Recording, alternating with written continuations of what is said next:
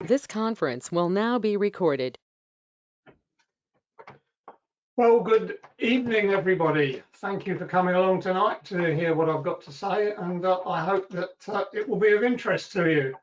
And I'm sure there's plenty of years of experience here, so if there's something that I don't know, I'm sure there's probably someone here who probably does. So without further ado, what am I planning to cover? I'm looking at some of the basic concepts of instrumentation and monitoring initially. What are we going to monitor, for example? And what sort of monitoring are we considering? What's the type of equipment that is available to us now? And I'll be taking a bit of a step back in the past and moving to today as well. So hopefully you can see some of the changes that have happened and some of the advantages of what we have today. I'll be looking at some case studies.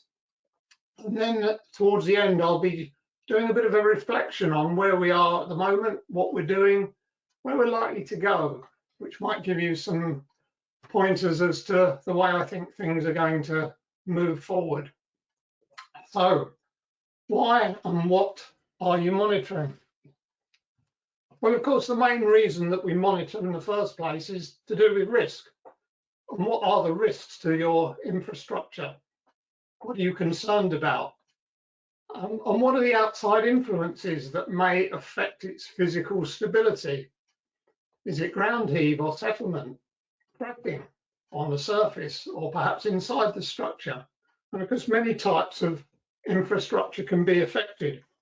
Could be retaining walls, bridges, buildings. For example, London Bridge Station was very much monitored during the Thameslink project and the building of the Shard and 25 London Bridge Street. All the area around there was monitored extensively. It could be something simpler. It could be an electrification plant, for example, transformer bases. It could be the track that needs to be monitored while things are going on. It could be overhead line masts that perhaps are in areas where subsidence has occurred or where the ground is particularly soft. It could be cuttings or embankments, or of course roads. So what are the causes then? Could be tunnelling under or above, and of course we all know about what's been going on in Crossrail and the amount of tunnelling that's taken place in that project.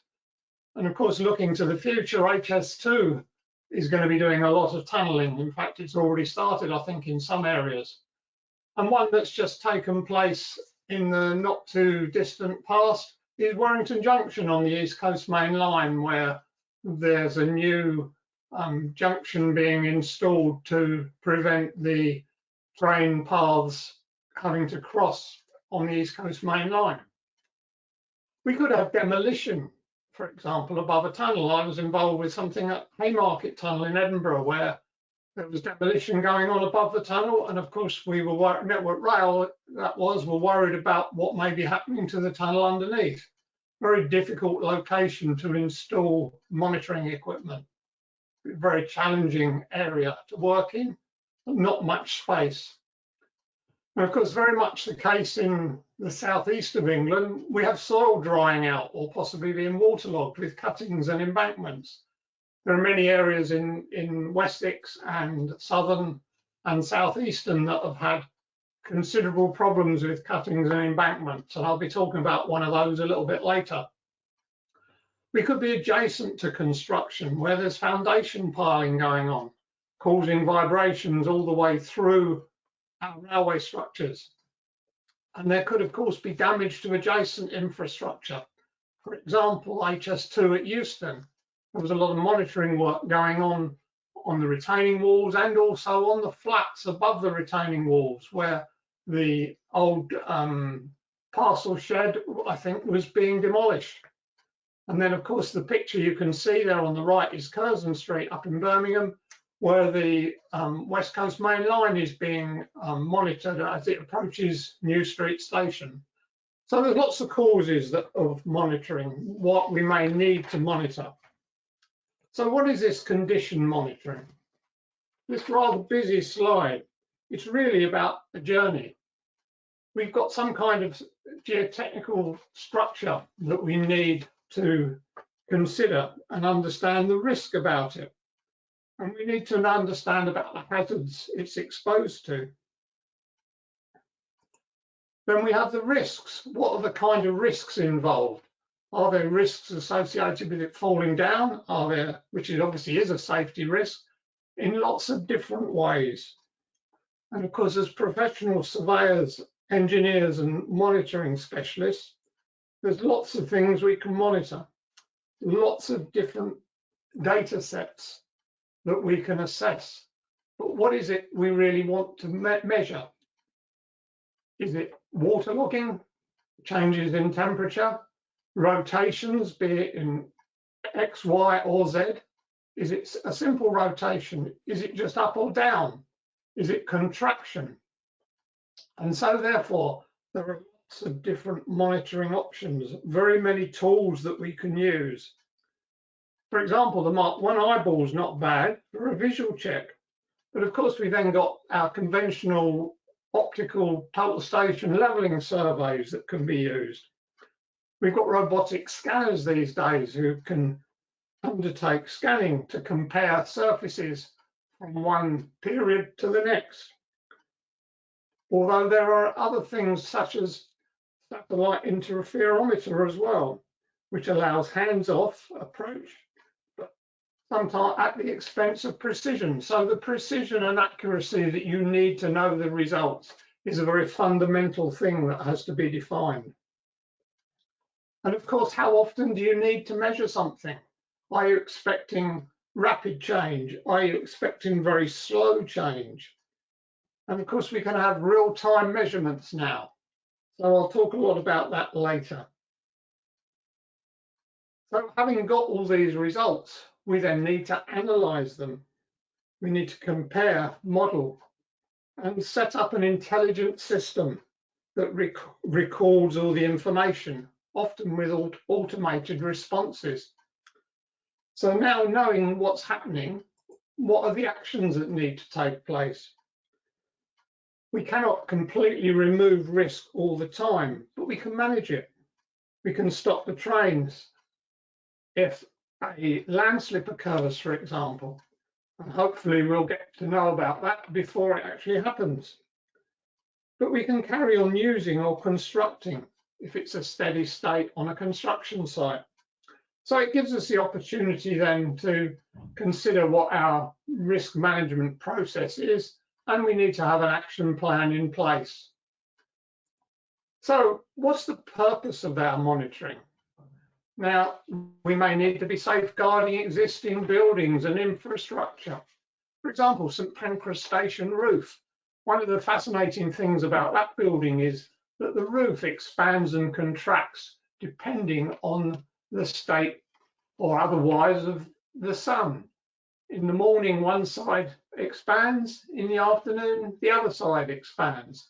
So it's something that we need to have a good idea of what's going on before we start monitoring it, because we might be worried about something that's been happening for years.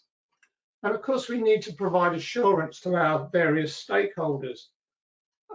Movement trends can be analysed, and that confirms the behaviour of design models and predictions. And safety case preparation, you may need to monitor for that. The picture on the right you see there was the monitoring set up around Paddington Station as the Crossrail station adjacent to Paddington was being built. A huge automated monitoring setup, probably one of the largest that's been set up, certainly in recent years in railway terms. There may also be a statutory duty that we have to undertake. For example, checks on structures and bridges. Cracks may have to be monitored, may have to be measured on a regular basis using telltales. And of course, over time, we need to consider the planning and life cycle management of that structure for planning and maintenance of that asset. So what type of monitoring? The zone of influence is important. It's no good setting up your supposedly stable instrumentation, if it's things like total stations or surveying equipment, within the zone of influence, because their position will change. So what's the extent of the site? how accurate do we need the results and the reading intervals? What's the predicted change of movement? What's the expected duration? Because what may be going on for a couple of months is very different to something that's not going to have to be looked at over a number of years. Do we want to consider absolute or relative monitoring? Absolute being the situation where we have a coordinate framework that everything is measured in, which is something that's obviously akin to a big survey, and naturally something surveyors are particularly interested in. But relative monitoring in many cases is just as relevant for certain requirements. One of the things that often gets ignored, and clearly it can't happen where there's been a slide already, but in an area where there's a controlled maintenance arrangement being set up, there's a need to have a baseline monitoring period before the activities actually start. If we don't do that, we don't really know whether the changes would normally occur as a matter of course anyway. A typical example being the St Pancras roof that I spoke about before. And of course, we want this risk mitigation plan during and after the activities take place. So let's have a look back at the way we were in the 60s and 70s. And this will be pretty familiar to some of you on the call, I know. Monitoring was very much labour intensive, and it was usually relative monitoring, probably taped offsets from a theodolite, straight or angles and distances to a point for tunnels and retaining walls. Conventional levelling using the normal engineer's level and a bar-coded levelling staff. Boreholes. We might lower the probe down the borehole to see if the tube's been sheared. Does it go down as far as it did the last time we were doing it? Very important to understand that. But there are always accuracy and repeatability issues. The assets were always susceptible to instantaneous events. For example, I remember at Folkestone Warren, the fence line had a cable attached to it, which meant that we could understand if a rockfall had occurred and it would trigger the signalling. So when the cable was disturbed, the signals went to red. The results were all calculated manually, quite a slow, laborious process. And of course, that meant that there was a slow response to some of our stakeholders. And in the case of the Warren, I know some of those are on the call at the moment. So it'd be interesting to hear what they think afterwards. So moving on then to the 80s. Still quite labour intensive, with absolute monitoring becoming more to the fore now, as well as relative monitoring in some instances. So classical surveying triangulation and distances in a network were gradually replaced by GPS as we got to the late 80s and early 90s. Angles and distances were taken to individual markers. And the sort of kit we might have used for doing that is, you see there in the picture, and then a GNS receiver or GPS receiver as it was in the 90s. Angles and distances were taken to individual markers, and we would have used digital levels on a bar-coded staff. So what did that do? It improved the accuracy, but we still had repeatability issues. And assets, of course, were still susceptible to instantaneous events. The results were still often by manual input, but into spreadsheets now, which gave us the opportunity to the differences that were occurring. But still a moderately slow to our stakeholders. Moving on then. Do we use nowadays? We're using total stations, and you can see one there mounted on a plinth attached to a stand of some form or other with a power supply by it. And of course, power supplies are one of the key issues often with monitoring. Laser scanning can be used. We can use precise levels now with a bar-coded staff to give us good results. We can use an extensometer if we're worried about the shape of a tunnel and we're measuring distances back and forth across with a very accurate tape measure. And you can see an example of one in this picture here to the left. We can use tilt sensors, which actually give an indication of what's happening. And they might be installed on tunnel walls, they might be installed on sleeper ends of the track. Typical example of that is where tunneling is going on either underneath or even where we're worried about the stability of the track due to some other work going on underneath. We can also use a laser alignments, telltales with digital calipers. But of course, sometimes the simplest things are the most appropriate way. And we could set out pegs in a straight line and see what's happening to those on a slope. We can also record by video the passage of a train over a bridge and see how much that bridge deforms under the weight. And some of the things that may be relevant as well are the temperature and pressure and other environmental monitoring aspects. So there's a whole range of things that we may wish to consider. So there's lots of equipment that can be used nowadays. And of course, the key thing is for the surveyor and the monitoring expert, he's got a toolbox with all these things in, which are the appropriate ones to use.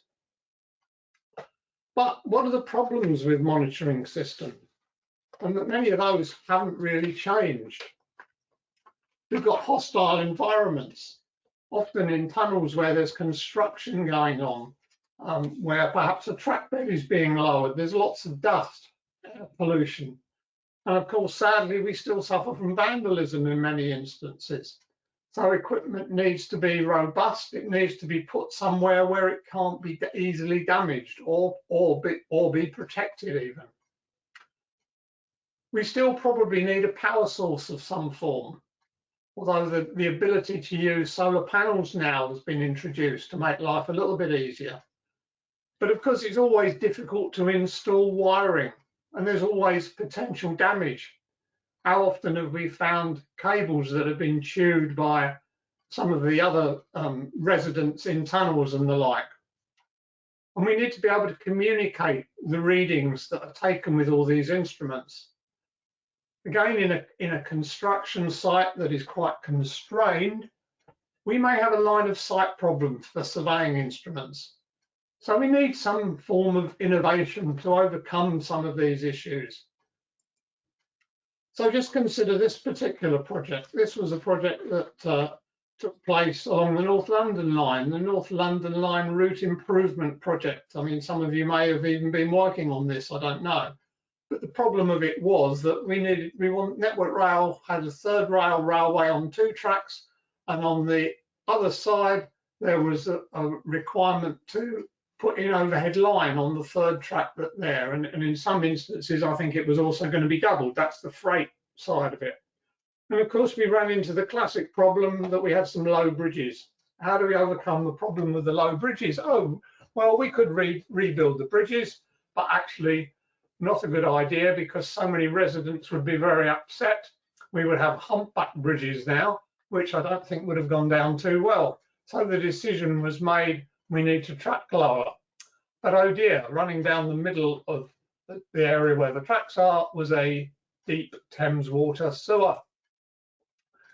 And there you can see some of the adits that were being done to actually support what was going on. So what happened was struts were put in to support either side of the retaining walls to stop them collapsing. But how do we measure those then? Well, we've got traditional tilt meters there. We have a beam attached to the wall that would detect whether the wall was actually moving.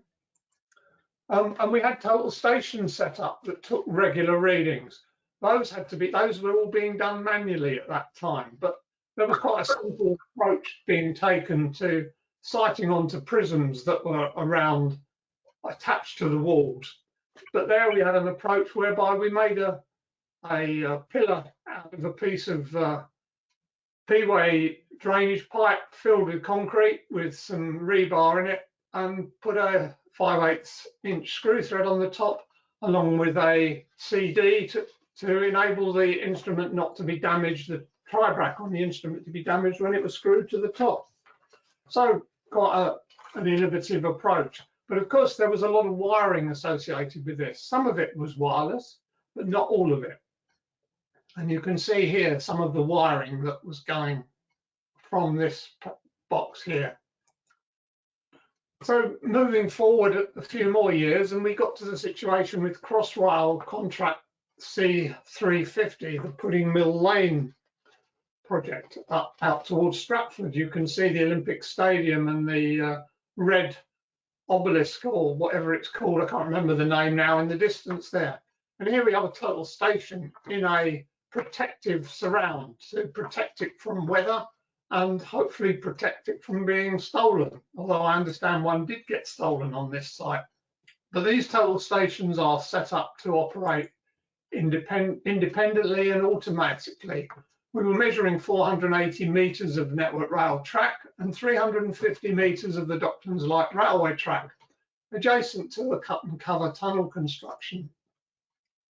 But the key thing about this monitoring arrangement, and all monitoring arrangements, I always think of the 3 R's: robust, reliable, and repeatable. The key things that you want from your monitoring. And ideally, what we want to be able to do is to install it and then leave it operating. But ideally, we also want 2 systems working together. So in this particular instance, we have an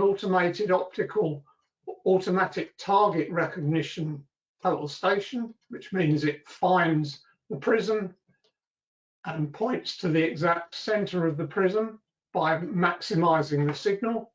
And that was measuring horizontal displacement. And then we had sensitive high precision wireless tilt meters installed on the sleeper ends to detect changes in the actual track position in level terms.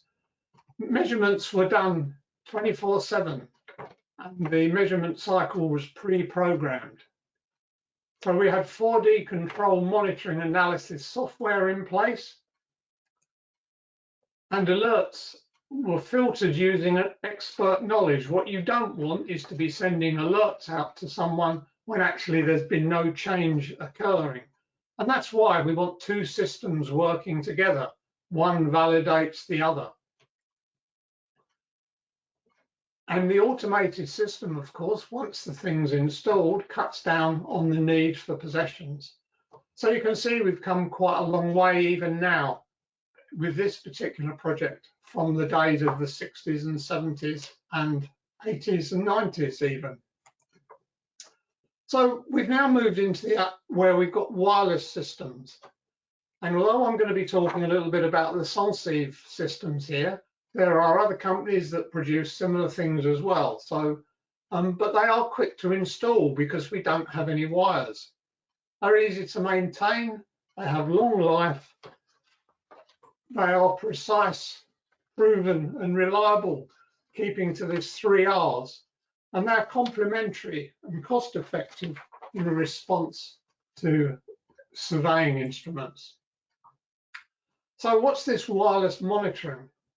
So we can have the situation whereby we have a number of nodes along the tunnel in this particular case, and those tunnels are all linked to the next one, which eventually is linked to, by wireless methods, to a gateway. And that gateway has a user portal.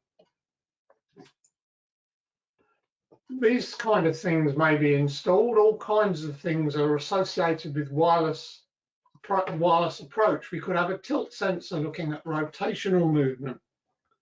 They can be deployed and orientated at any angle and fitted very quickly, magnet to metal or epoxy resin perhaps to attract sleeper, or drilled fixing to a masonry. We can have crack sensors, and these crack sensors can be used to identify changes in the piles or where we've got pile separation or crack movement, expansion joint movement, for example.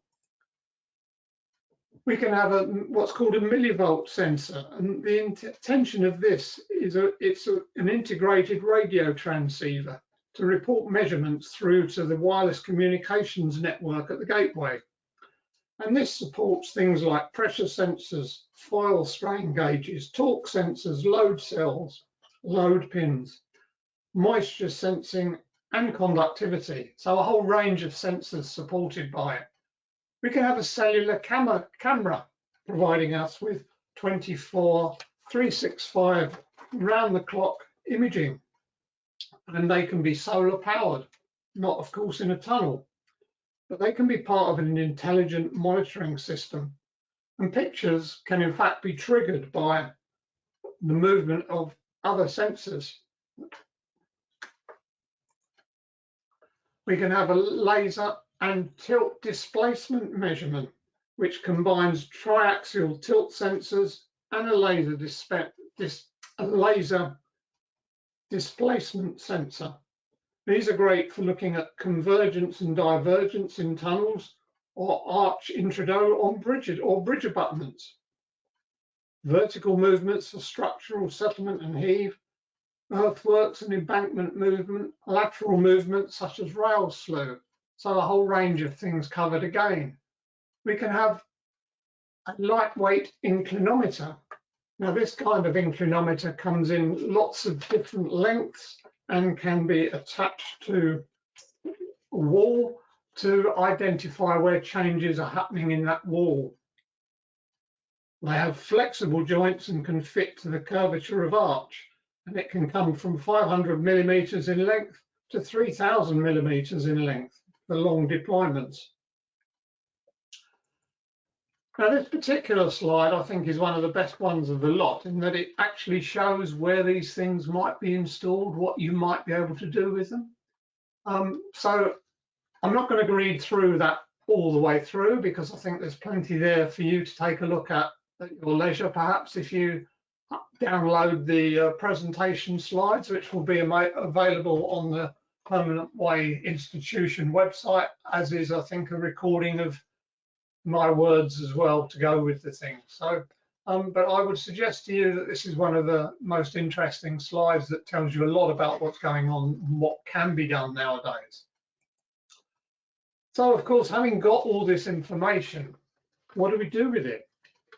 The fourth element, of course, is our user interface, where data on any device that can access the internet can be seen. And of course, it means that people, stakeholders all over the world could actually tap in and see what's going on.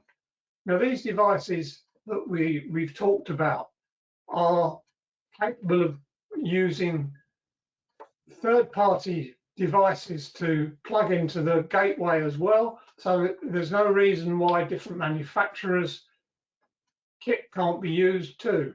But ultimately, it all needs to be able to be fed into some kind of proprietary web portal.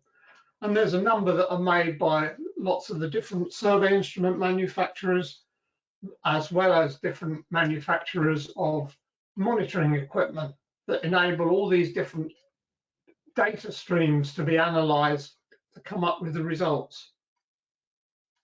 So looking now then at rail earthworks, Network Rail has something like 190,000 earth structures on the UK rail network, and the records are often not as good as they might be.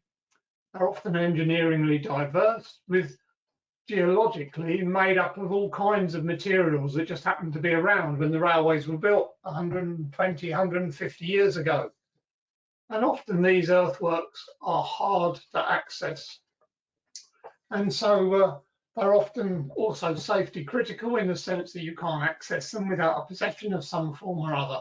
And with the advent of climate change, of course, that adds another dimension to the way in which we manage earthworks.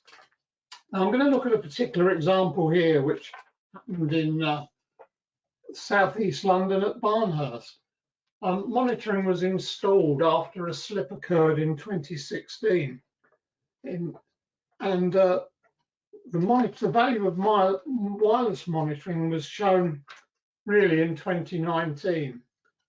Following a landslip, something like 200 triaxial tilt sensors and 7 cameras were installed on the slope above the track to cover most of the cutting in about a 5-metre grid. Each node measures rotational movement, and the system sends alerts to users when certain thresholds are breached. And of course, the choice of those thresholds is really important. Readings were taken at 5-minute intervals, increasing to 2.5 minutes after an amber trigger and 1 minute after a red trigger. So when movement is detected at any one point in the system, the whole system is automatically woken up and all the nodes give readings straight away, and they trigger neighbouring cameras to take pictures. The tolerances were set at green for 10 millimeters of movement, amber for 30 millimeters, and red for 60 millimeters, and black for 90 millimeters of movement. So on the 7th of April, a single node gave a red alert, time to start being concerned. The same node triggered black greater than 90 millimeters, and the site was inspected and an extra node was then installed. And a landslip at 3 o'clock in the morning on a Monday, the team were woken by an alert from multiple nodes that a major movement had occurred. The images were checked and they instructed the line to be closed. And there'd been a 20-meter landslide. 300 tons of soil and trees had fallen onto the track. Not the best start to the week, as you can imagine, for our engineers, but at least they could be assured that the impact would only be delays and disruption to commuters rather than derailment or considerably worse. And you can see in the video what happened here. This was taken by one of the cameras, automatic cameras on site, and showed the material collapsing. So remedial works were initiated, and the contractor Van Nuttall cleared the debris and built a 45-meter king post wall with reinforced concrete planks with backfill. Sonsive provided 82 extra nodes, and 2 additional cameras were installed by Costain to replace some of the nodes that were damaged. This brought the total number of nodes in the area to 282 with 9 cameras. The track reopened on Monday, the 18th of February, only 7 days after the failure. The scale of most slips on the UK and road networks isn't really something that Hollywood would be interested in. But sadly, as we saw in the accident at Stonehaven in August, it doesn't take much to cause quite a problem. So I'm going to look now at another example, and this one comes from abroad and comes from Spain. And here we have 3 tunnels and 3 challenges there, which I've identified on the slides. Limited access, great deal of time pressure, dust and vibration, and an obscured line of sight. And it was a construction site, risk to the damage of equipment. And what was happening here was very much similar to what's happened on many places on the Great Western network, where there was a need to install overhead line equipment, and therefore there wasn't enough space and the track had to be lowered. So there was a need to have a look at what was happening to the tunnel. Was there going to be tunnel convergence? And this was measured using optical displacement sensors, effectively a laser extensiometer, fixed in a triangular ray at both haunches of the crown. Can you see the red laser visible on the reflector plate here? So that laser is measuring those distances you can see in this next slide. And that tells us whether there's any change in those distances and whether the tunnel is in fact converging. In addition to these, triaxial tilt sensors were mounted on beams in order to detect movement over a wider zone than the individual sensors mounted on the wall in isolation. Settlement borehole extensometers were installed.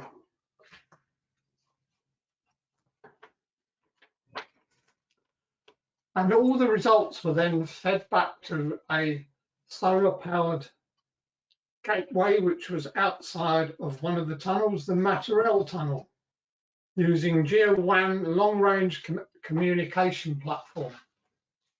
So again, this is a really important aspect now, that the ability to send the results out to a platform which can then link up with a good broadband link to send the results back to the office or the site cabin or wherever the results are being assessed.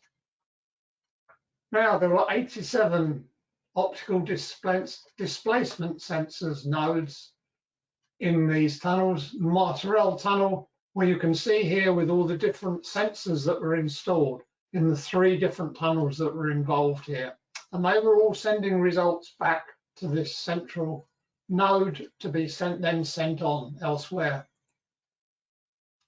Now, this particular project won the Tunnelling Festival 2020 award for Sensive and the contractor Instop, I think.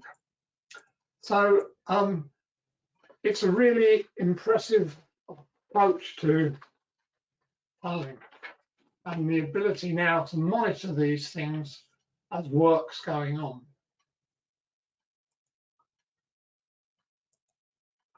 So I always like to leave you with some further thinking to do, really. There is a further reading here that there's a Highways England monitoring selector that has recently come on stream, developed by Arup and Highways England. And this gives a very good indication of some of the modern thinking and some of the different tools that could be used now. Back in 2017, I was also involved in pulling together this particular document, a client guide to instrumentation and monitoring. And this was something that was supported by the Chartered Institution of Civil Engineering Surveyors, the Institution of Civil Engineers, the RICS, and the Survey Association, the umbrella body for survey companies. But this is quite a good document. There's a lot of information in it. Some of the information that I've put on the slides has come from there as well. So there's plenty there to read. And I would advise, if you're getting involved in a monitoring project, have a good look at these 2, the document and the Highways England website, and I'm sure it will give you some very useful ideas to consider. And of course, within one of the Network Rail standards that I was responsible for up until June 2019, there's a module on geospatial monitoring in there as well. And that's the NRL2 TRK 3100 Module 1, which I don't think has been updated yet, but I may be wrong. So now I said I'd do some reflection at the end of this and really think about, well, where have we come from? Surveyors obviously have a toolbox, and in that toolbox we've got lots of fancy surveying instruments of one form or another. And by the time we then add this to the intelligent monitoring systems that are available, they can be used in tandem to give us this validation, to ensure that what we're saying has moved, has in fact moved. And once we've got these intelligent monitoring systems, there's very little manual intervention needed after installation. Quite a big change from the previous situation where there was a lot of labour-intensive involvement in installing and then maintaining them on a regular basis. Monitoring systems, as I said before, need to be robust, reliable and repeatable. And ideally today we want automated input and analysis of the results. Not like the situation in the 70s and 80s where we spent a lot of time doing calculations, coming up with differences, then later putting them into spreadsheets. This can all be done automatically now, and so saves a huge amount of time and of course prevents a lot of errors in what could be input. The software as it stands now allows us to make a quick response when needed to stakeholders. When something has changed, when the trigger levels have been exceeded, we can go back to our stakeholders and say, look, we think something's changed. You better decide what to do. You better go and visit site. And of course, that's happened in many instances. But taking a step back, satellite imagery and remote sensing, I think, is something which is going to become much more important over the next few years. There's a plethora of imagery that can be made available, and it allows us to look at much bigger areas to identify if a whole area is sinking.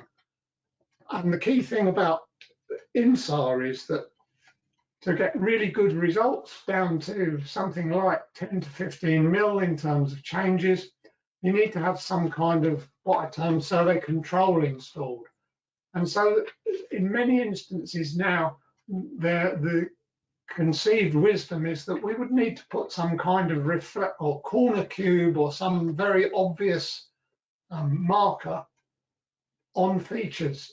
In urban areas, it's not so much of a problem, but in country areas, it's a significant issue if that's the area that we're worried about subsiding. So this is an area where HS2 have been looking at what they may put on the overhead line masts to enable the use of INSAR to detect changes that are going on once the railway is actually open, because we don't want to be constantly going in and switching off the overhead line to install things. But of course, assets still fail. But now we have these instantaneous triggers that limit risk. And this is one of the key things about intelligent monitoring. It really saves the worry and saves the concern that something may happen before we've been able to do something about it. So in summary then, we've covered what are we monitoring and the type of monitoring. We've looked at equipment and innovation, and we've looked at some case studies. So what are my final thoughts? Well, I think it's clear that automation and artificial intelligence is going to be the key thing. Now, for example, that one that I showed at Barnhurst, once there was a trigger which occurred on one of the nodes, it told the network to report more frequently, and it triggered a camera to start working, and it sent an alert to the stakeholder. There's no way that in the past we would have been able to do something like that. There's now a level of sophistication, and they're not just dumb instruments now, and steps can be taken without human intervention, although I would always say that some sense checking is a wide precaution. Certainly in the case of Barnhurst, the fact that the cameras were able to record the movement and the change and were recording as the earth slip fell was very useful, and it ensured that the line could be shut before any of our commuters. Because do we remember who they were? Yeah. Well, anyway, commuters were on the trains. And such systems that are in existence now are often capable of being integrated with any other third-party equipment of all sorts of types. So it's possible to record the data streams that are coming from these and putting them onto the analysis software to provide a full picture of what is going on. So I consider that really the future is about the better management of risk. And it now means that those responsible for our assets, hopefully, are sleeping a bit sounder in their beds at night. Thank you very much for listening, and I'd now like to take some questions. Right, thank you very much, Chris. That's an excellent presentation. It reminded me a bit, actually, going back to the mid-90s probably, when I had a team of surveyors go into Sevenoaks Tunnel every week to measure the offsets of the track, because it was so tight to the new Eurostars, which were then using that route.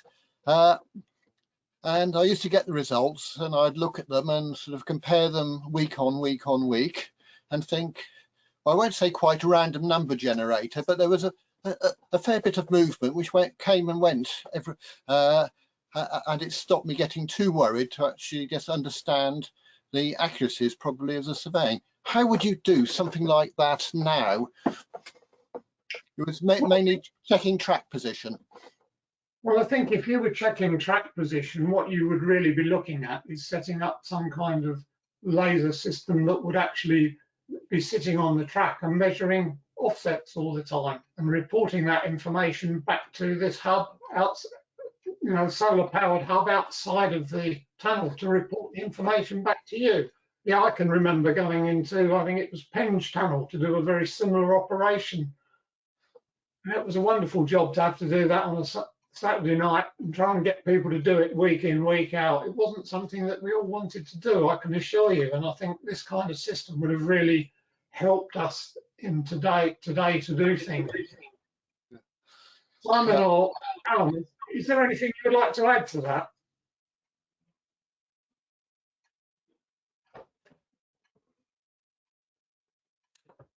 Okay, I don't know if they can. Doesn't seem that though. Yeah, going on to the first actual question here, it actually reminds me of a walk I was doing around Burgess Hill the other day. Something I try to get done every day if I can, a walk somewhere. And I was looking over a road bridge over the railway, and I saw all these stalks sitting out on the cutting slope. And I thought, oh, I better take a picture of those. It could be useful for a talk I've got to do for some students. And lo and behold, your Barnhurst one showed me exactly the same type of instrumentation. So near me, there's a cutting slopes which are monitored.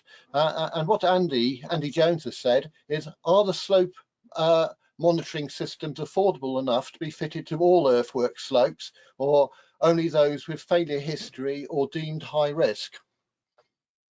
Well, that's obviously a commercial scenario, isn't it? That I can't really answer. I suspect it would depend on the location, the number of things that need to be installed. I would suggest that probably the initial thinking on earth slopes where there is no real history of slides occurring, that probably lines of pegs that are observed using video cameras is the approach that would be taken. And I know that's something that Network Rail have done in some areas.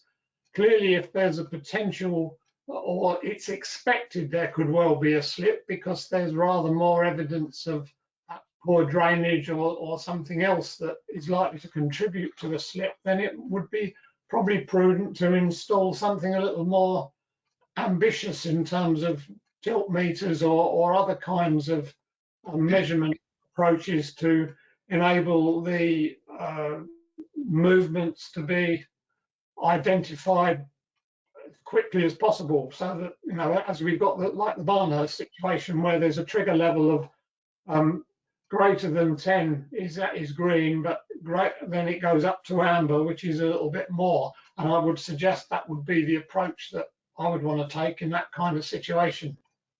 If I could maybe just chip in there, Chris. This is Simon from St. Steve. Yeah, I mean, I think that whilst we may be commercially delighted if 190,000 earthworks were to be monitored, that's not a situation I think is ever going to happen. And I think it's always going to be done on a risk-based argument where there is a you know, some level of history, or where there is a particular challenge to get to those sites where they are a distance from the from access points, particularly. You know, we often think about the 3 Ds, you know, the sort of arguments for using these technologies as the 3 Ds. You know, is the site distant? Is it dirty and unpleasant to get to, or is it dangerous? You know, and I think where you get those 2 or 3 of those things combining, then, you know, the risk matrix suggests that it's worth putting instrumentation in place. And it is happening in And certain routes are putting in tens of these systems per year now. So it is happening on a much more commercial scale, on a much more systematic scale, and there are, I think we're probably aware of in excess of 10,000 individual sensors being installed on the UK network last year, not just on slopes, but a lot of that was in track and different structures. But thousands of sensors are out there now working this evening. Thank you. That's good. Not many things in the coming in on the questions at the moment. Although Mark Cunningham, I remember Mark. Yes, he also remembers all those Saturday nights at Sevenoaks Tunnel. So I imagine he must be a very rich person from all the overtime and quadrupled or double time he was getting for those. Has anybody else got any questions? If you have, just unmute yourself and ask them directly.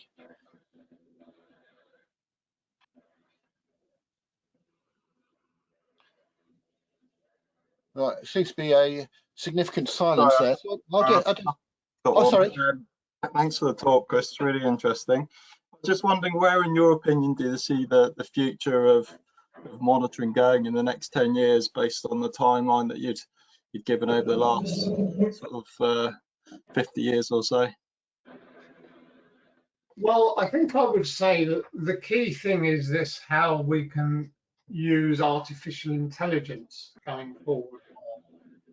There'll always be these constraints on sites, as Simon talked about, dirty, dangerous, and distant to get to them. Therefore, the more artificial intelligence we can use to enable us to monitor slopes, to be aware of what's going on, because ideally we want to keep people off slope. We don't want people going in places of danger.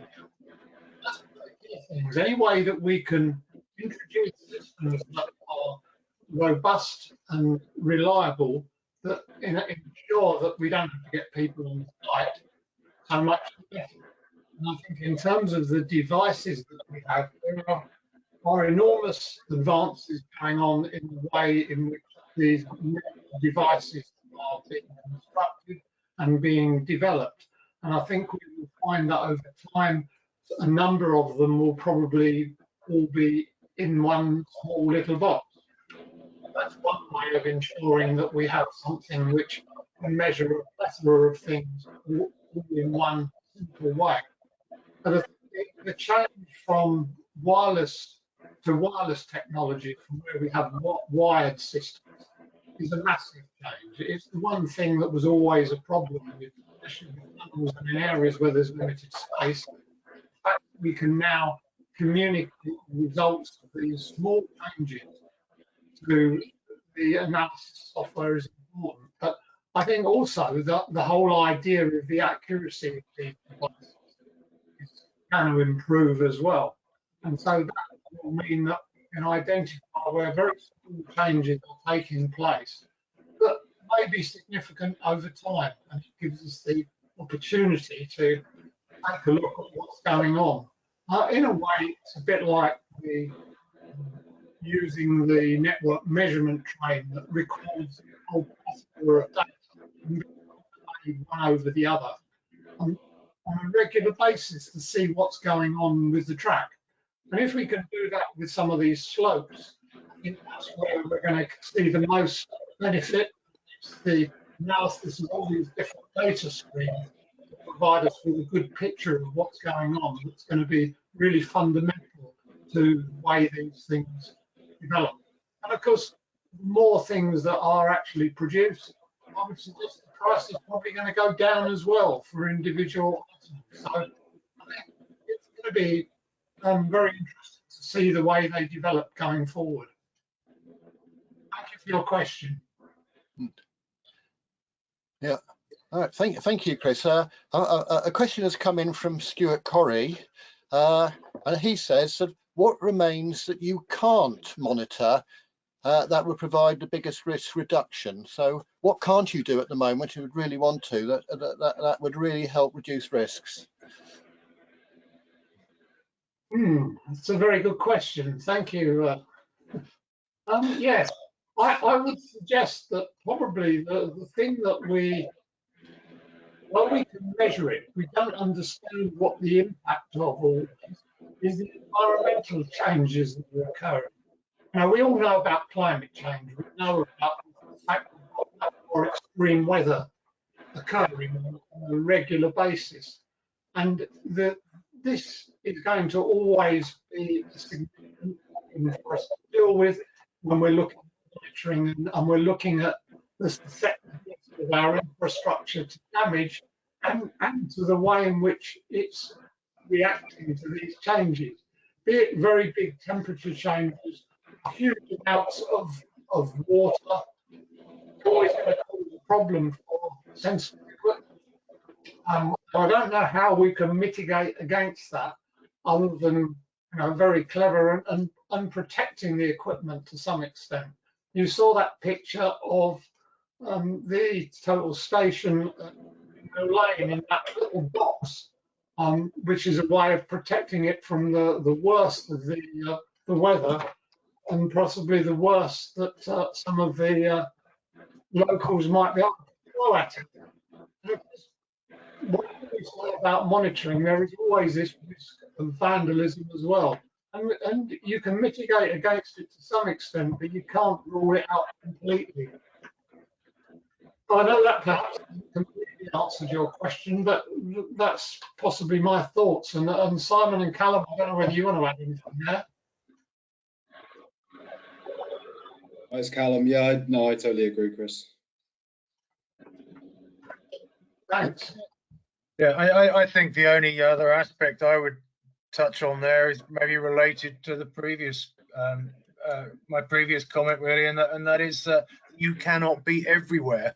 You can't always predict where the next problem will arise. So it does come back to being sensible and pragmatic about your risk analysis and targeting the places that are of most interest. But yet, there is an impossibility to be everywhere. So perhaps the most dangerous place is actually somewhere that you've turned a blind eye to. And whether that's a structure, whether it's an earthwork, whether that's a tunnel, who knows? But with an old and poorly recorded transport network, we've got that challenge. We don't know some of the surprises that are out there. We can't be everywhere. Right. All right, so one more question's come in. It's still about intelligent analysis providing useful management information from the massive data thrown at us. That seems to be a quote. Have you any comments on that? This comes from John Wedsley. He was in the Chiefs of Engineers Systems group from 78 to 98.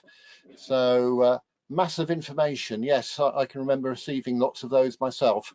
Have you any comments on that statement, really? Well, I think that's a very similar statement to the sort of one that I've heard very often, that data rich and information poor, which I think is true in certain instances. But I think in what we can do now is, with the sophistication of the software that's available to receive these different data streams, is to start looking very much at the correlation of data streams and how they have an impact. In the past, we would not have been able to superimpose so many different data streams all in one piece of software. And clearly, there's a lot of learning to be done. This is where artificial intelligence comes in very much in identifying important correlations that occur, which means that we can have a much better idea of what is going on. Because I think we will find that risk analysis goes hand in hand with what we get from this software. We will suddenly start to understand that actually when a particular data stream indicates one thing and another one indicates another, that when you marry the two up, they almost certainly tie up and means that this will happen. And that's no different to the approach that we take with a lot of data nowadays. And the key thing is this analysis. The important thing now is that we're moving from the ability to collect data to the need for the analysis and the analytics that takes place in the background. And with monitoring, it's no different to any other aspect of our modern world in that sense. Simon or Callum, any other thoughts?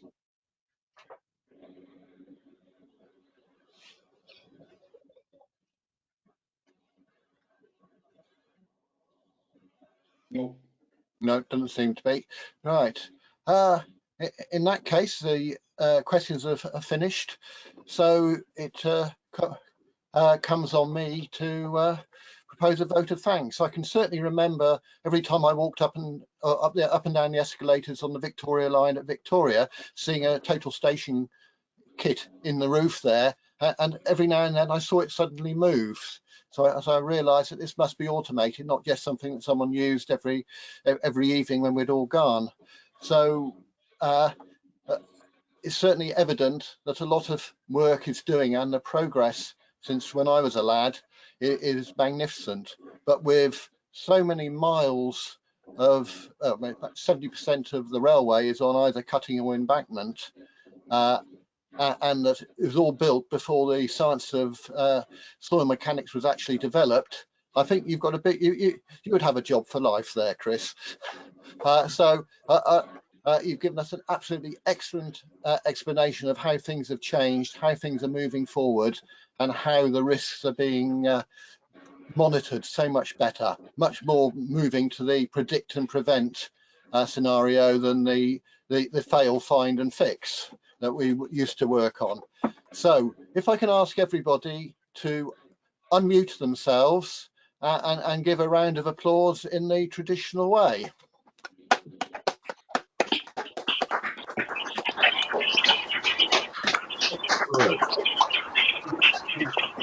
Thank you very much indeed, Chris.